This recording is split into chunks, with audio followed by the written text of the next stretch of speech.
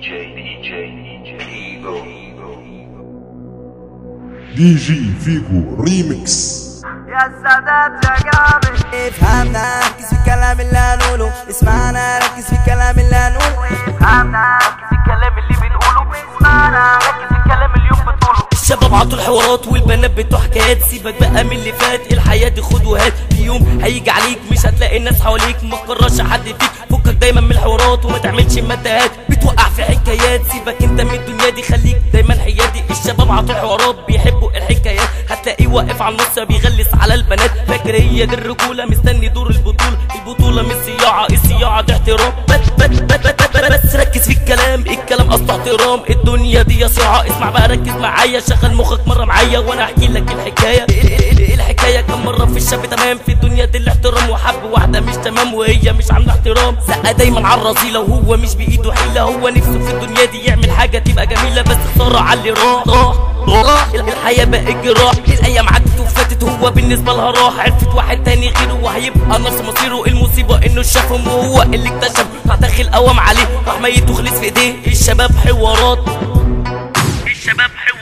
افهمنا ركز في الكلام اللي هنقوله، اسمعنا ركز في الكلام اللي هنقوله، افهمنا الكلام اللي هنقوله، اسمعنا الكلام اللي هنقوله. حكيكوا على واحدة كانت تشرب في الحياة، اللبس بتاعها خالع مش مقتنعة بالحياة، راحت ماشية في سكة تانية والسكة بدأت في سنة، السكة كانت طويلة بس على الحريم مش حيل، هي راحت في الرذيلة والحياة بقت جميل، هي فاكرة الحياة عندها رذيلة، راحت وقع في حب واحد والواحد ده بقى جحد، كان عاطل في عاد سكران، أصله هو بتاع الإخوان. هي اللي بتصرف عليه، اصله عامل لي فيها بيه، كان عطول دايما معاه، وفي لحظه عطول رمى عشان قالت له انا زين، في الحياه ده انا اتخنقت، ما تفكرش في اللي فات، سيبك بقى من الذكريات، اللي عدى واللي فات، ما تحسبش دول البنات بتوع حكايات، لا امان للبنات، سيبك بقى ده جرح فات، ما تعتبش على البنات اللي طاشه فاكره عشا وهي بتاعت حكايات، كل شويه مع واحد وتدخل واحد في واحد، هي كده دايما مبسوطه وعلى طول يحكوا على الموضه والقط والبرموده،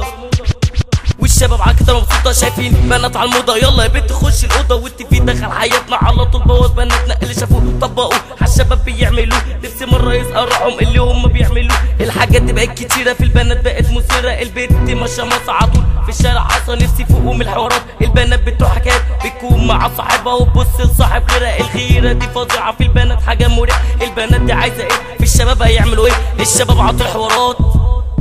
والبنات بتوع حكايات، وما تعتبش على البنات